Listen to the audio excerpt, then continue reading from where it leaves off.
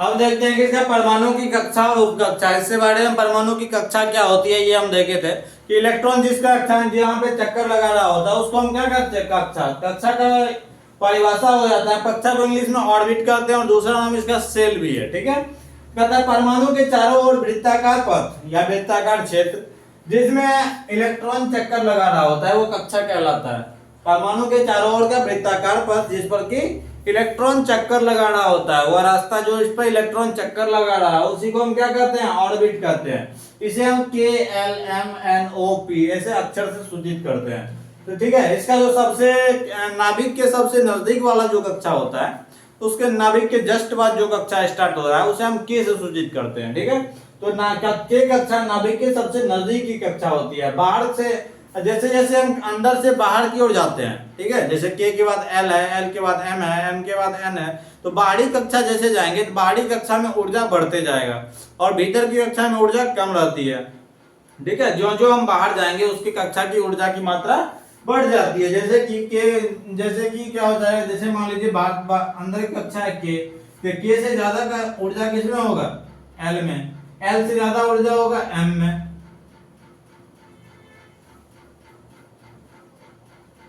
ठीक है, तो इस तरह से जो भीतर की कक्षा है उसमें ऊर्जा कम होता है और बाहर की कक्षा में ऊर्जा अत्यधिक पाया जाता है। अब आया क्या, बोर्स-बेडी का मॉडल। ठीक है, बोर्स-बेडी का मॉडल क्या कहता है, तो बोर्स-बेडी मॉडल कहता है कि किसी भी कक्षा में इलेक्ट्रॉन की जो संख्या होगी, किसी भी कक्षा के अंदर जो इलेक्ट्रॉन की संख्या होगी वो 2n² का होगी।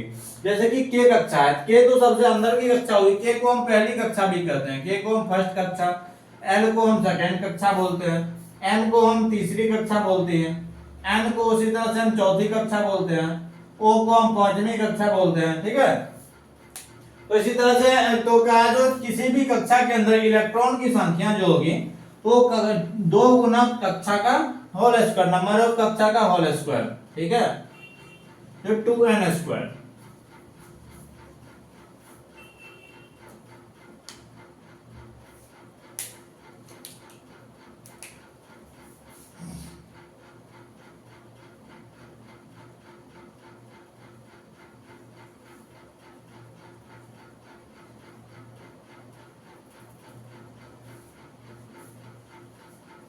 बोर्स-बेडी मॉडल क्या था, तो बोर्स-बेडी के अनुसार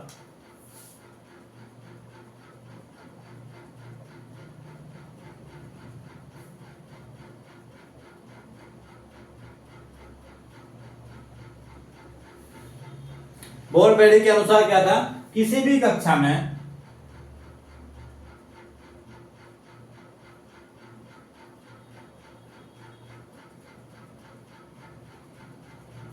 बोर्स-बेडी के अनुसार किसी भी कक्षा में इलेक्ट्रॉन की संख्या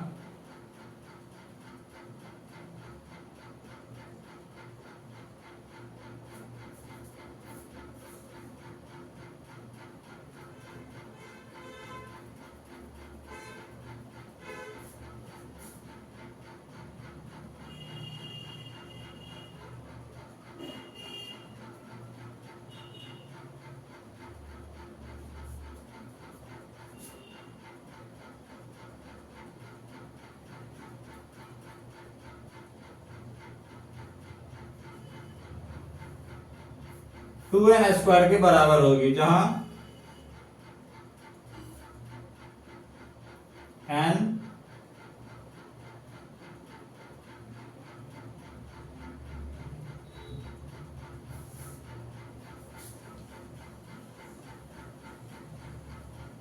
जहाँ पे n क्या है, n कक्षा की संख्या है, कितने नंबर की कक्षा आप पूछ रहे हैं। जैसे कि हम पूछेंगे कि K कक्षा में अत्यधिक हम कितना इलेक्ट्रॉन को रख सकते हैं। ठीक है, K कक्षा में अत्यधिक हम कितना इलेक्ट्रॉन को रख सकते हैं, तो क्या K कौन सा कक्षा हो गया, पहली कक्षा, L कौन सी कक्षा हो गया, दूसरी, M तीसरी, N चौथी।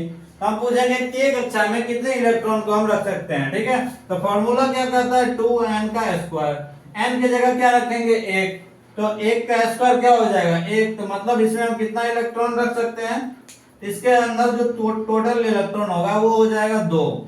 तो पहली कक्षा में मैक्सिमम कितना इलेक्ट्रॉन होगा, 2 होगा।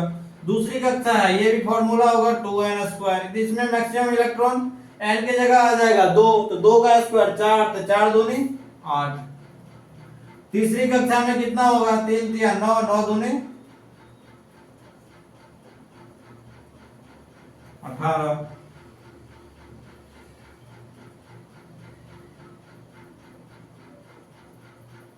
तो पहली कक्षा में हम मैक्सिमम कितना इलेक्ट्रॉन रख सकते हैं, पहली कक्षा में हम मैक्सिमम 2 इलेक्ट्रॉन रख सकते हैं। दूसरी कक्षा में हम मैक्सिमम कितना इलेक्ट्रॉन रख सकते हैं, अधिक से अधिक 8 इलेक्ट्रॉन, 8 से कम रख सकते हैं लेकिन अधिक से अधिक 8 तक ही रख सकते हैं।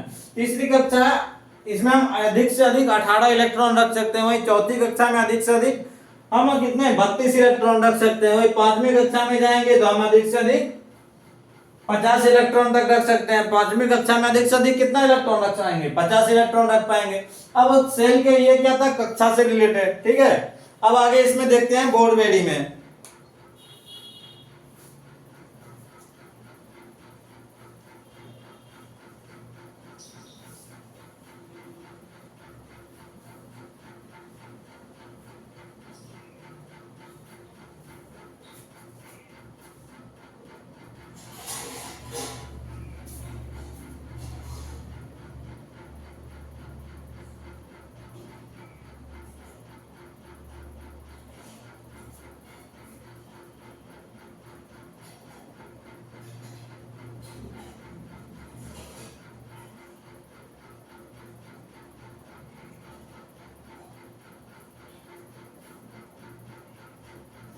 देखिए क्या कहता है, बोरबेरी के अनुसार कहता है यदि कोई इलेक्ट्रॉन है, यदि वो पहले क्या है निम्न कक्षा, निम्न कक्षा क्या होता है, जैसे के हो गया, एल हो गया, एम हो गया, एन हो गया, तो जो अंदर वाली कक्षा है के हो गया, ये सबसे निम्न कक्षा हो गया।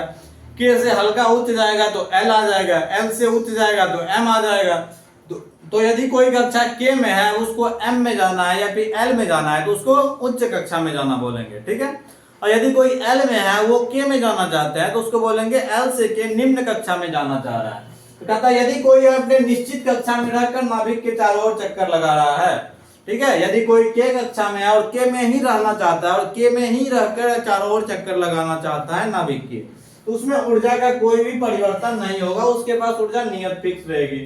यदि इलेक्ट्रॉन निम्न कक्षा से उच्च कक्षा में के में है, वो चाहता है हम एल में जाके अब चक्कर लगाएं, तो क्या करेगा, वो ऊर्जा को ग्रहण करेगा। क्या करेगा, ऊर्जा को ग्रहण करेगा, क्योंकि बाहरी कक्षा में ऊर्जा अत्यधिक चाहिए, ठीक है, तो अत्यधिक ऊर्जा चाहिए तो उसके लिए ऊर्जा ग्रहण करेगा, तब तो वो बाहर की ऊर्जा बाहर की कक्षा में पहुंचेगा। अब कहता है यदि इलेक्ट्रॉन क्या करे, उच्च कक्षा से निम्न कक्षा में जाए,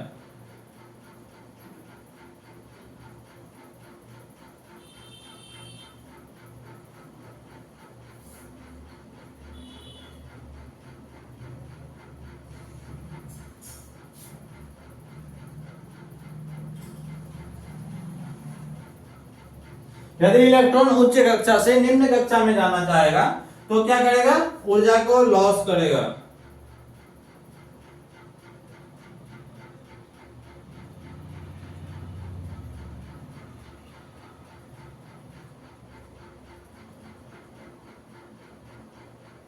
ऊर्जा का क्या होगा, ह्रास होगा। ह्रास होना का मतलब क्या होता है, त्याग कर देना, ठीक है।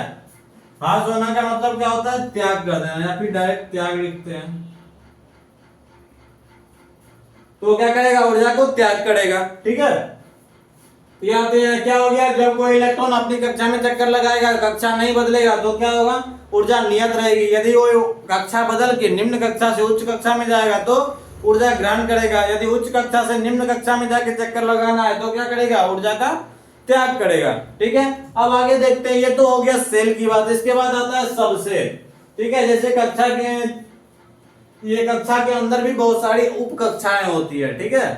कक्षा के अंदर क्या होती है, उप कक्षाएं। जैसे इसका नाम क्या था, के एल एम एन, उसी तरह उप कक्षा का नाम होता है एस पी डी एफ, ठीक है।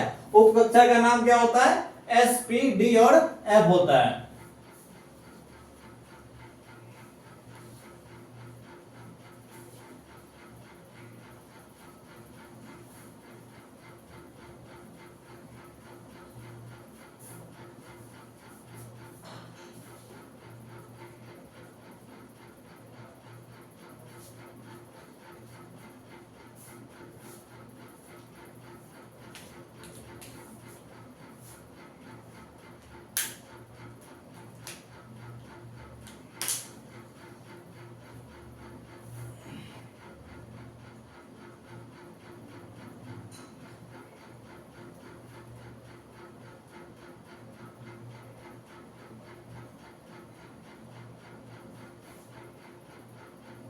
उप कक्षा को हम इंग्लिश में सब ऑर्बिट कहते हैं। तो इसका हो जाएगा प्रत्येक कक्षा के अंदर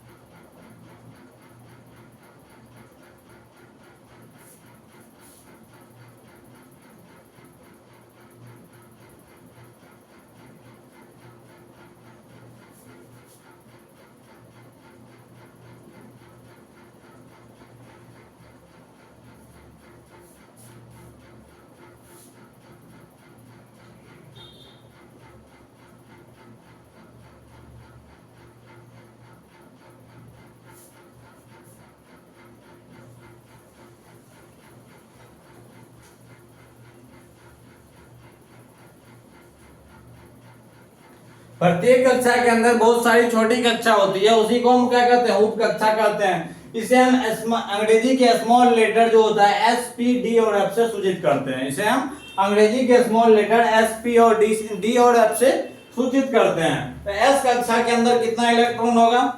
एस कक्षा के अंदर 2 इलेक्ट्रॉन होता है। एस कक्षा के अंदर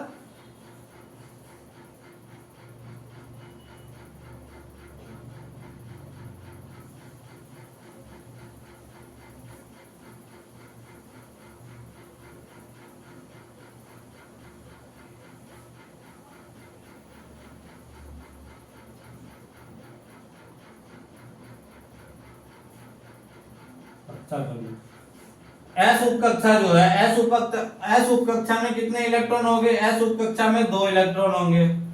पी उप कक्षा में कितने इलेक्ट्रॉन होंगे? पी में 6 होंगे। डी में कितने होंगे? तो डी में 10 इलेक्ट्रॉन होंगे। और एफ उप कक्षा में 14 इलेक्ट्रॉन होंगे। ठीक है। एस उप कक्षा में कितने इलेक्ट्रॉन? 2 इलेक्ट्रॉन। एफ पी उप कक्षा में कितने इलेक्ट्रॉन? 6 इलेक्ट्रॉन। डी उप कक्षा में कितने इलेक्ट्रॉन? 10 इलेक्ट्रॉन होते हैं। और एफ उप कक्षा में 14 इलेक्ट्रॉन होते हैं। ठीक है। अब जैसे हम देखे थे कि कक्षा के अंदर इलेक्ट्रॉन की संख्या और उप कक्षा के अंदर इलेक्ट्रॉन की संख्या, अब हम देखेंगे कक्षा के अंदर किस कक्षा में कितने उप कक्षा होते हैं और उसके अंदर कितने इलेक्ट्रॉन होते हैं। तो हम तीनों एक साथ देखेंगे। ठीक है। तो इसको हम यहीं पे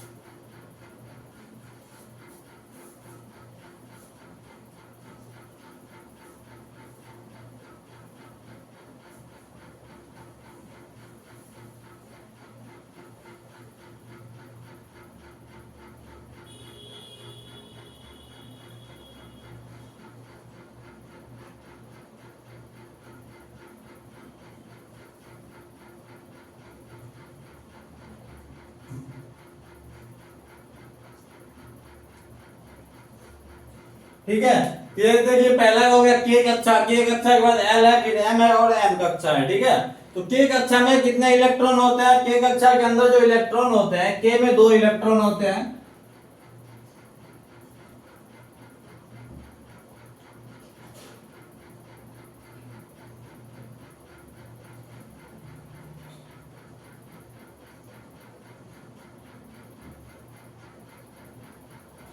ये हम देखे थे कि के में 2 इलेक्ट्रॉन, एल में 8 इलेक्ट्रॉन, एम में 18 इलेक्ट्रॉन और एन में 32 इलेक्ट्रॉन।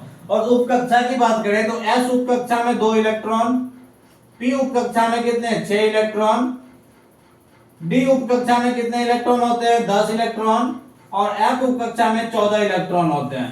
तो ये हो गया हमारा उप कक्षा और ये हो गया हमारा कक्षा। ठीक है।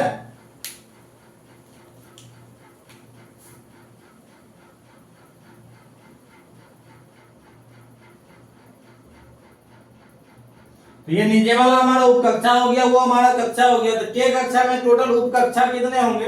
तो के कक्षा के अंदर इलेक्ट्रॉन कितने होते हैं? के कक्षा में 2 ही इलेक्ट्रॉन होते हैं, ठीक है। तो 2 इलेक्ट्रॉन किसमें होंगे? एस में 2 इलेक्ट्रॉन होते हैं, तो के अंदर सिर्फ एस उप कक्षा होगा, ठीक है। उसके बाद आता है एल। एल उप कक्षा के अंदर कितने इलेक्ट्रॉन पाए जाते हैं? एल कक्षा के अंदर टोटल 8 इलेक्ट्रॉन होते हैं। 8 इलेक्ट्रॉन होते हैं। तो पहला तो एस होगा ही, पहला तो एक एस होगा। एस में कितने हो गए? 2 और 6 किसके अंदर है? पी के अंदर है। तो और दूसरा कौन का उप कक्षा आएगा? पी उप कक्षा। तो एल कक्षा के अंदर कौन कौन उप कक्षा पाए जाएंगे? एल कक्षा के अंदर एस और पी उप कक्षा होता है, ठीक है। टोटल इलेक्ट्रॉन इसमें कितने होते हैं? 8 होते हैं, ठीक है। अब बता एम कक्षा। तो एम कक्षा के अंदर इलेक्ट्रॉन कितने होते हैं? एम कक्षा के अंदर 18 इलेक्ट्रॉन होते हैं। 18 इलेक्ट्रॉन कब पूरे होंगे? S plus P plus D करेंगे, तो मतलब इसमें S कक्षा भी होगा, P कक्षा भी होगा और D कक्षा भी होगा। इसमें तीनों कक्षा होंगे, S, P और D। तब क्या होगा? हमारा 18 पूरा होगा। और इसमें टोटल इलेक्ट्रॉन कितने होंगे? 18, ठीक है। 2 S के, 6 P के, 6 2 8 हो गया, 10 D के, तो 10 7 18 हो गया। और N कक्षा में टोटल इलेक्ट्रॉन कितने होते हैं? 32, 32। तो 32 का पूरे होंगे। जब इसमें S के साथ साथ S भी होगा, P भी होगा, D भी होगा और F भी होगा, तब जाके हमारा क्या होगा? 32 इलेक्ट्रॉन पूरा होंगे। 84 प्लस 14 करेंगे तो क्या हो जाएगा? 32। यहाँ पे टोटल इलेक्ट्रॉन कितना होगा? 32। तो ये समझ में आ गया होगा के कक्षा के अंदर कितने उप कक्षा? सिर्फ एक उप कक्षा, वो एक उप कक्षा। क्यों? क्योंकि इसमें एक ही 2 ही इलेक्ट्रॉन होता है और 2 इलेक्ट्रॉन सिर्फ एस उप कक्षा से ही पूरा हो जाता है, ठीक है। और एल उप कक्षा के अंदर कितने उप कक्षा? 2 उप कक्षा, एस और पी। क्योंकि इसमें 8 इलेक्ट्रॉन होते हैं और एस के अंदर 2 इलेक्ट्रॉन, पी के अंदर 6 इलेक्ट्रॉन। दोनों को मिलाएंगे तो कितने इलेक्ट्रॉन? 8 इलेक्ट्रॉन। इसीलिए हमको एस और पी दोनों उप कक्षा की जरूरत थी, ठीक है। और यहाँ पे फिर कौन सा है? एल के बाद एम उप कक्षा। एम में टोटल इलेक्ट्रॉन कितने हैं? 18। तो एस के पास 2 इलेक्ट्रॉन होते हैं, पी के पास 6 इलेक्ट्रॉन होते हैं और डी के पास 18 इलेक्ट्रॉन 10 इलेक्ट्रॉन होते हैं। तो 6 प्लस 2 8, 8 प्लस 10 18। इसीलिए हमको एस, पी और डी तीनों का उप कक्षा को किसमें? एम कक्षा के अंदर रखना पड़ेगा, ठीक है। वहीं पे अब एन उप कक्षा। एन कक्षा के अंदर S भी रहेगा, P भी रहेगा, D भी रहेगा और F भी रहेगा। क्योंकि S उप कक्षा में टोटल इलेक्ट्रॉन हमको चाहिए 32। तो 32 चाहिए तो S plus P plus D plus F करेंगे, ठीक है। 6 2 8, 8 10 18, 18 प्लस 14 क्या हो जाएगा? 32। इसीलिए हमको किस कक्षा में कितने उप कक्षा होंगे, उसमें कितने इलेक्ट्रॉन होंगे, ये चार्ट से आपको समझ में आ गया होगा और क्यों होंगे, ठीक है। अब आगे देखते हैं। इसके बाद हम देखेंगे किसके बारे में? कक्षक के बारे में। कक्षक जैसे उप कक्षा के अंदर भी सेल बना होता है। जैसे क्या था? कक्षा के अंदर क्या था? उप कक्षा था। उप कक्षा के अंदर क्या होगा? कक्षक होगा, ठीक है। जैसे एस उप कक्षा है, एस उप कक्षा का एक कक्षक होगा। एक कक्षक में 2 फिन होते हैं, ठीक है, एक पॉजिटिव फिन और एक निगेटिव फिन। तब उसके बारे में देखते हैं। किसके बारे में? कक्षक के बारे में, ठीक है।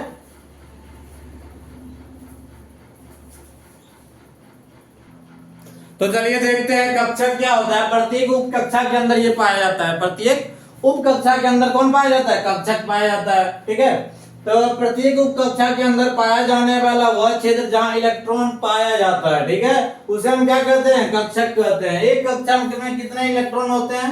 एक कक्षक में 2 इलेक्ट्रॉन होते हैं। एक ऊपर की साइड होता है, एक पॉजिटिव होता है, एक निगेटिव होता है, ठीक है। ये वाला क्या होता है? माइनस भी होता है, ये प्लस भी होता है, ठीक है। इसको 1/2 प्लस भी कहते हैं। 1/2 पॉजिटिव और ये 1/2 निगेटिव होता है, ठीक है। इसको स्पिन बोला जाता है। ऊपर वाले स्पिन को पॉजिटिव लेते हैं और नीचे वाले जो स्पिन होते हैं उसको हम क्या लेते हैं? निगेटिव लेते हैं। नीचे वाले स्पिन को निगेटिव और ऊपर वाला स्पिन पॉजिटिव होता है। ये 2 इलेक्ट्रॉन इसमें मौजूद होता है, ठीक है। तो किसी भी कक्षा के उप कक्षा में, किसी भी उप कक्षा में कितना कक्षक हो सकता है? किसी भी उप कक्षा के अंदर मैक्सिमम कितना उप कक्षक हो सकता है, ये कैसे पता चलता है? तो 2 गुना कक्षा में इलेक्ट्रॉन की संख्या, 2 गुना कक्षा में इलेक्ट्रॉन की संख्या से ये पता चल जाता है कि उस उप कक्षा में कितना कक्षक हो सकता है, ठीक है। कक्षा नहीं, यहाँ उप कक्षा होगा। ठीक है, जैसे कि मान लीजिए एक कौन सा उप कक्षा लेंगे हम, कोई भी उप कक्षा एक ले लीजिए, उसका जैसे कि हम ले लेते हैं के। तो के के अंदर कौन रहता है, एस रहता है। एस में टोटल कितना इलेक्ट्रॉन रहता है, 2 इलेक्ट्रॉन रहता है। एस के अंदर 2 इलेक्ट्रॉन जब रहेगा तो 2 इलेक्ट्रॉन रहने का मतलब इसमें कितना उप कक्षा होगा, तो एक इसमें इलेक्ट्रॉन की संख्या कितनी है, एस के के अंदर इसमें टोटल एस जो उपकक्षा होगा एस के लिए 2 गुना 1, 2 इलेक्ट्रॉन हो जाएगा। ठीक है, उसी तरह से बाकी का भी हम पता लगा सकते हैं, जो इसमें टोटल में कितना एस के अंदर कितना पाया जाएगा के अंदर, तो जैसे इसमें एस में 2 पाया जाता है, 2 गुना 2 हो जाएगा।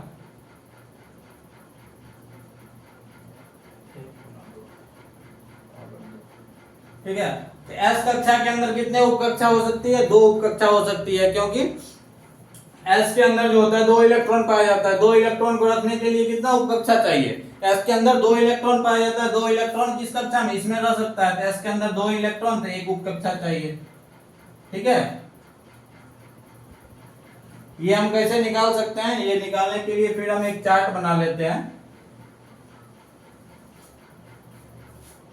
एस पी डी और एफ, ये पहली उपकक्षा हो गई, ये दूसरी उपकक्षा हुई, ये तीसरी उपकक्षा, ये चौथी उपकक्षा हुई। ठीक है, तो S में मैक्सिमम कितना इलेक्ट्रॉन हो सकता है, X में कितना इलेक्ट्रॉन, 2 इलेक्ट्रॉन होता है।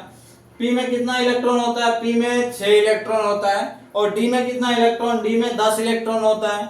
और F में कितना इलेक्ट्रॉन होता है, तो F में 14 इलेक्ट्रॉन होता है। ठीक है, 2 गुना नहीं होगा, 2 भागा होगा।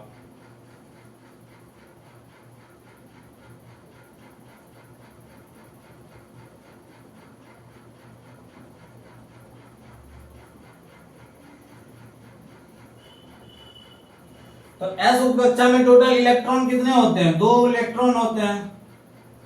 तो इसमें उपकक्षा की संख्या कितनी होगी,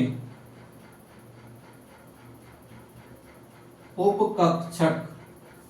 ठीक है, सब ऑर्बिट, इसमें 2 इलेक्ट्रॉन होते हैं, तो सब ऑर्बिट कितने हो जाएंगे, सब ऑर्बिट 2 डिवाइड 2, एक सब ऑर्बिट हो जाएगा। ठीक है, पी उपकक्षा में टोटल इलेक्ट्रॉन कितने होते हैं, 6 होते हैं। ठीक है, पी उपकक्षा में टोटल इलेक्ट्रॉन 6 पाए जाते हैं, जिसके अंदर कितने उपकक्षक होंगे, 3 उपकक्षक होंगे। इसमें डी में कितने पाए जाते हैं, 10 पाए जाते हैं, जिसके अंदर 5 उपकक्षक होंगे। और एफ में टोटल कितने पाए जाते हैं, 14 पाए जाते हैं, जिसमें टोटल 7 उपकक्षक होंगे। ठीक है, तो एस उपकक्षा के अंदर टोटल उपकक्षक 1, पी उपकक्षा के अंदर टोटल उपकक्षक 3, डी उपकक्षा के अंदर टोटल उपकक्षक 5 और एफ उपकक्षा के अंदर टोटल उपकक्षक कितने होंगे, 7 होंगे। ठीक है, अब सबको पूरे कक्षा, उपकक्षा और उपकक्षक, ठीक है, कक्षा, उपकक्षा और उपकक्षक तीनों का हम एक चार्ट बनाएंगे। मतलब उसमें ये पता चल जाएगा कौन सी कक्षा में कितने हमको कक्षा उपकक्षा चाहिए, कितने उपकक्षक चाहिए और कितने इलेक्ट्रॉन चाहिए। ठीक है, तो इसके लिए अगला चार्ट हम ड्रॉ करते हैं। तो चलिए इससे हम चेक करेंगे अब कि एक किस कक्षा में कितना उपकक्षा है या उपकक्षक होते हैं। ठीक है, तो पहला कौन सा है कक्षा, के कक्षा है। के कक्षा किसने कितने नंबर की, 1 नंबर के। तो पहली कक्षा है, इसमें उपकक्षक कितने होगी, तो 1 उपकक्षक होगी, क्योंकि इसमें इलेक्ट्रॉन की संख्या कितनी होगी, इसमें 2 इलेक्ट्रॉन होंगे। एल में कितने इलेक्ट्रॉन होंगे, दूसरे नंबर पे है, तो इलेक्ट्रॉन की संख्या किससे हम पता लगाते हैं, 2n² से। इलेक्ट्रॉन की संख्या इक्वल टू क्या होता है, 2n²। तो दूसरी कक्षा है, तो 2 गुना n का स्क्वायर, मतलब क्या हो जाएगा, 2 दूनी 4 दूना 8 इलेक्ट्रॉन इसके अंदर होगा। और इसके अंदर कितना होगा, तीसरे नंबर पे है, तो 3 का स्क्वायर 9, 9 दूना 18 इलेक्ट्रॉन इसके अंदर होगा। और इसके अंदर कितना हो जाएगा, 32 इलेक्ट्रॉन हो जाएगा। ठीक है, इसके अंदर कितना इलेक्ट्रॉन, 32 इलेक्ट्रॉन हो जाएगा, एस पी डी और एफ। अब देखेंगे बारी बारी से इसमें उपकक्षक कितना हो सकता है। ठीक है, तो उपकक्षक जैसे ये देखिए, यहाँ पे क्या है, जितना इलेक्ट्रॉन होगा उसका डिवाइड 2 कर देंगे, जितना इलेक्ट्रॉन होगा उसका डिवाइड 2 कर देंगे, तो उतना हमको उपकक्षक चाहिए। ठीक है, तो यहाँ पे देखिए यहाँ एस है, के के अंदर कितना उपकक्षक चाहिए, तो 2 डिवाइड 2, ठीक है। उपकक्षक इक्वल टू होता है इलेक्ट्रॉन बटा में 2, ठीक है। नंबर ऑफ इलेक्ट्रॉन बाय 2 करेंगे तो हमको नंबर ऑफ उपकक्षक निकल जाएगा, इसमें हमको एक उपकक्षक चाहिए, डिवाइड करेंगे तो एक उपकक्षक के अंदर एक अपवर्ड पिन होता है और एक डाउनवर्ड पिन होता है, और ऊपर वाला पॉजिटिव हाफ होता है, नीचे वाला नेगेटिव हाफ होता है। इसमें देखिए 8 है, 8 है तो मतलब कितने उपकक्षक चाहिए, 4 चाहिए, तो 4 हम बना लेंगे।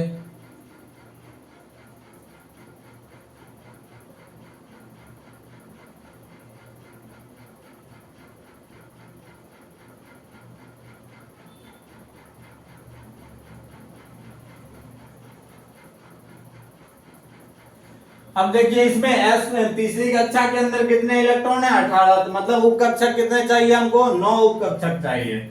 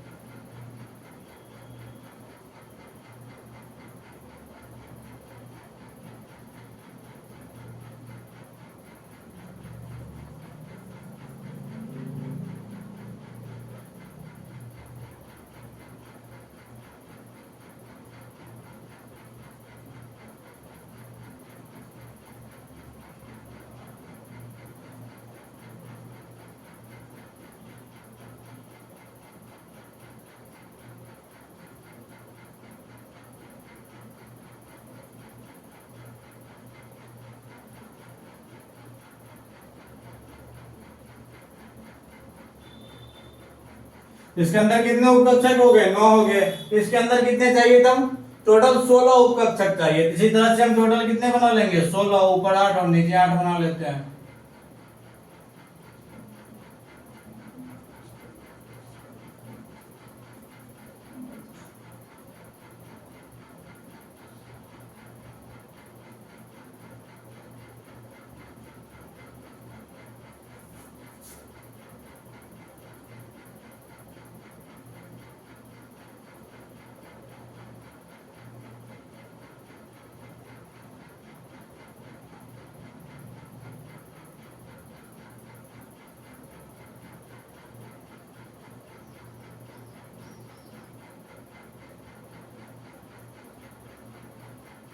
इस तरह से इसमें कितने उपकक्षक हो गए, 16 उपकक्षक हो गए। तो ये आपको समझ में चार्ट के द्वारा आ गया होगा कि किस कक्षा में कितने उपकक्षक होते हैं, कितने इलेक्ट्रॉन होते हैं, कितने उपकक्षक होते हैं, उपकक्षक कैसे निकाले जाते हैं, ठीक है। तो यहाँ तक ये वीडियो में अब यहाँ तक ही रहेगा, अगले जो है वो नेक्स्ट वीडियो में मिलेगा।